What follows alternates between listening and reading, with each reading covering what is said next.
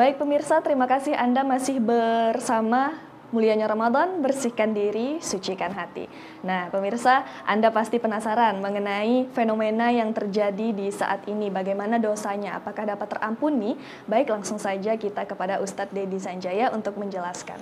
Iya, salah satu indikasi anak durhaka itu adalah anak yang menganggap orang tuanya salah, hatta bahkan sampai dia laporkan ke polisi. Nggak akan pernah diampunkan dosa kita oleh Allah Taala. Sampai seperti ini, Popi. Ada orang tua yang melahirkan anak, lalu anaknya dibuang. Ya, anaknya dibuang. Anaknya ditaruh entah di mana-mana. Lalu sampai satu ketika anak ini menjadi orang kaya, miliarder, ya. Selegraf kah, artis kah, atau apapun, ya, YouTubers kah, kaya anak ini. Lalu orang tuanya datang. Nah, aku mama engkau, aku bapak engkau, aku yang melahirkan engkau. Anak yang berkata, enggak, kalian bukan orang tua saya. Kemana kalian ketika saya enggak punya apa-apa? Kalian ketika saya lahir, kalian buang saya kemana-mana. Durhaka anak itu. Durhaka anak itu. Emang kalau enggak ada orang tua apa dia lahir? Emang kalau enggak ada mamanya apa dia bisa jadi kaya? Enggak.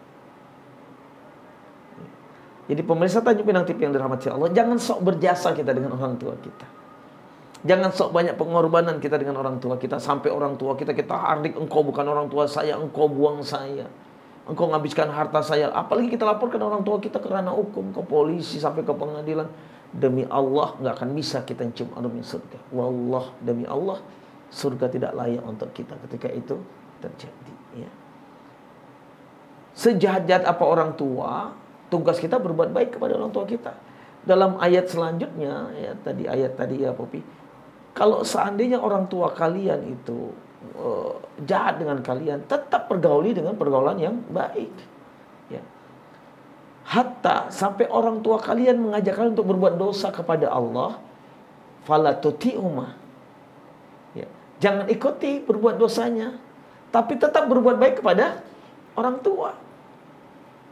Ini kita punya orang tua nih, udahlah nak, gak usah sholat, jangan ikuti. Sampai ketika ada orang tua yang mengajak kita untuk meninggalkan sholat misalkan. Apa kata Allah? Wala tuti'uma wasahibhuma fid dunya ma'rufa.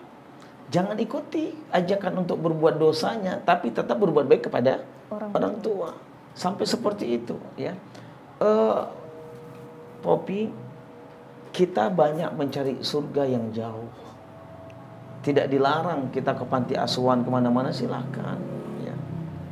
Tapi mohon maaf lahir batin pemirsa Tanjung Pinang TV yang dirahmati Allah, kita terlalu mencari surga yang jauh-jauh, padahal di rumah kita ada surga. Di mana orang tua kita? Pemirsa Tanjung Pinang TV yang dirahmati Allah, Popi, Rasulullah berkata, Inna fi yadi abaikum wa ummahatikum miftahul jannah fakhudhu. Di tangan bapak kalian, di tangan mama kalian ada kunci surga. Ambil kunci surga itu. Rasulullah berkata, Inna fi yadi ummahatikum wa abaikum miftahul jannah fakhudhuhu. Di tangan mama kalian, di tangan bapak kalian ada kunci surga. Ambil kunci surga itu. Jangan sampai mereka meninggal dunia duluan. Meninggal dunia udah kunci surga juga hilang, ya. Sehebat apa ibadah kita? Seorang anak tahajudnya tiap malam, puasa Senin Kamisnya nggak pernah putus, ibadahnya luar biasa, sedekahnya paling banyak. Tapi dia tidak berbuat baik kepada orang tuanya, dia masa bodoh orang tuanya, dia cuekin orang tuanya, nggak punya nilai di sisi Allah SWT. Nggak punya nilai di sisi Allah Taala. Popi, kalau kita berbicara tentang orang tua, Pop, cukup dua cerita yang bisa kita ambil pelajaran sebenarnya. Yang pertama adalah cerita Uwais Al-Qarni. Uwais Al-Qarni hidup pada zaman Nabi, tapi nggak pernah ngelihat Nabi. Uwais Al-Qarni la ya'rifuhun nas. Penduduk bumi nggak kenal dengan dia. Tapi dia dikenal oleh penduduk langit. Uwais Al-Qarni. Sahabat datang kepada Nabi Umar Ibn Al-Khattab, ya Rasulullah, aku kepingin minta doa. Apa kata Nabi? Engkau cari Uwais Al-Qarni. Datang, cari. Jumpain dia, minta doa dengan dia.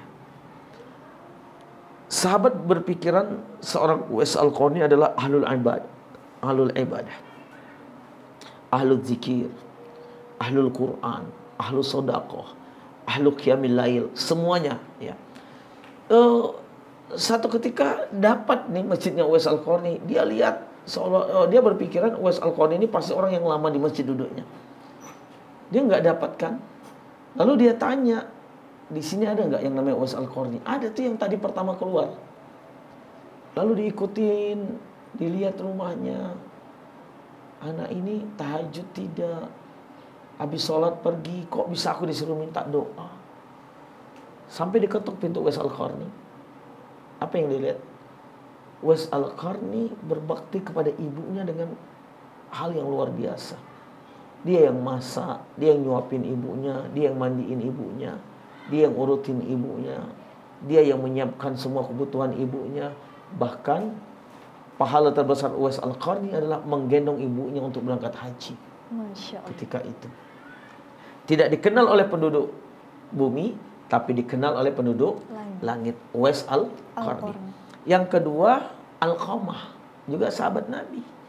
Bedanya Alqamah susah mau mengucapkan kalimat La ilaha illallah ketika akan meninggal dunia.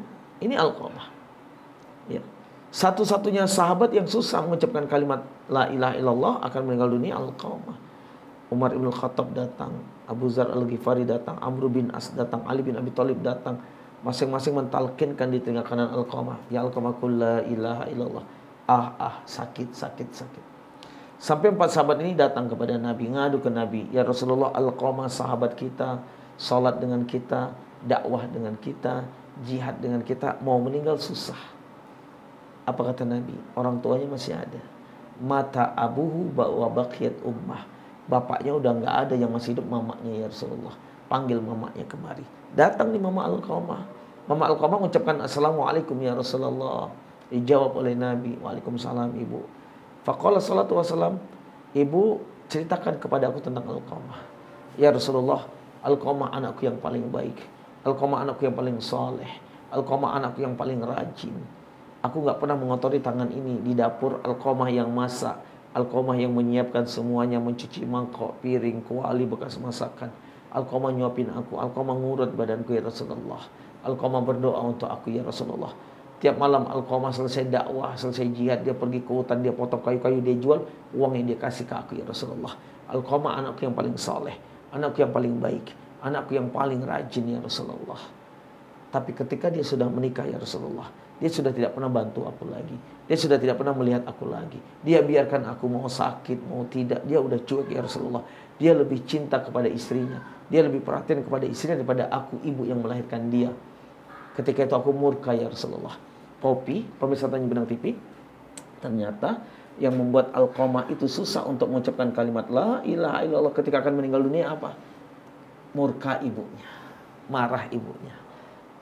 Jadi Rasulullah berkata, ridallah fi ridal walidain wa sakhtullah fi sakhtil walidain. Ridho Allah terletak pada ridhonya orang tua, dan murkanya Allah terletak pada murkanya orang tua. Mamanya marah, mamanya murka, Allah murka. Alqamah susah mengucapkan la ilaha illallah. Lalu apa kata Nabi Popi? Ibu maafkan anakmu. Enggak ya Rasul, sakitnya tuh udah sampai di sini nih. Udah kayak lagu tuh. Ya, sakitnya tuh udah sampai di sini, kata sang ibu. Maafkan. Ibu ini kekeh nggak mau maafkan. Lalu apa kata Nabi?